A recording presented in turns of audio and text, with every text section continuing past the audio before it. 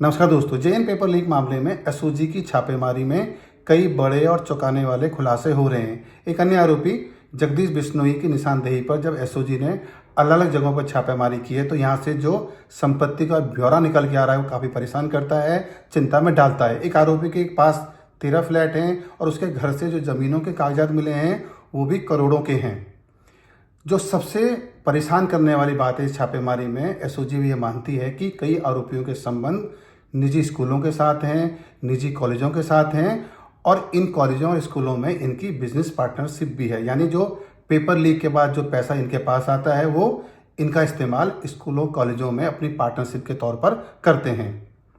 जगदीश ने यह भी स्वीकार किया है कि वो 2005 से पेपर लीक कर रहा है और अभी तक उसने कितने पेपर लीक किए हैं उसको ही पता नहीं है। एक अन्य आरोपी हर्षवर्धन, जिसको जेएन पेपर लीक का मास्टरमाइंड बताया जा रहा था, उसने भी ये बताया है कि उसने अभी तक अपने 30 से 35 रिश्तेदारों को सरकारी नौकरी पर लगा दिया है और ये सब कुछ पेपर लीक के बाद हुआ है। एक अन्य आरोपी है राजेंद्र, उसके यहाँ भी संपत्ति का जब ब्यौरा निकल के बाहर आ रहा है वो भी बताता है कि पेपर लीक के बाद पेपर लीक माफिया ने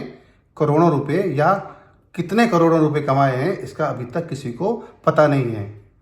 सरकारी कर्मचारियों की भूमिका पेपर लीक में काफ़ी महत्वपूर्ण मानी जा रही है और इसको हम सबूत के तौर पर इस तरीके से भी देख सकते हैं कि 2014 से लेकर अब तक एसओजी ने करीब 50 से अधिक सरकारी कर्मचारियों को पकड़ा है पेपर लीक के मामले में। और ये कर्मचारी पुलिस वाले भी हैं, टीचर भी हैं, पटवारी भी हैं और अलग अलग सरकारी विभागों में भी काम करते हैं। जो पेपर लीक के जो माफिया है, एसओजी जिस तरीके से इन दिनों काम कर रही है और जो निष्कर्ष निकल के आया है इन आरोपियों से पूछताछ के बाद, इन आरोपियों के संबंध आरपीसी के भीतर भी हैं और कर्मचारी चयन बोर्ड के भीतर भी हैं। राजस्थान की भर्ती कराने वाली दो सबसे बड़ी संस्थाओं के अंदर अगर पेपर लीक माफिया का नेटवर्क इतना बड़ा है तो आप समझ सकते हैं कि राजस्थान में जितनी भी भर्ती परीक्षाएं होती हैं वो कितनी निष्पक्ष होती होंगी या वो कितनी साफ सुथरी होती होंगी, इस पर भी सबसे बड़ा सवाल है। मुख्यमंत्री भजनलाल शर्मा को देखना चाहिए कि एसओजी की इस कार्रवाई के बाद वो किस तरीके से आरपीसी और कर्मचारी चयन बोर्ड के भीतर भ्रष्टाचार की सफाई को आगे बढ़ाते हैं।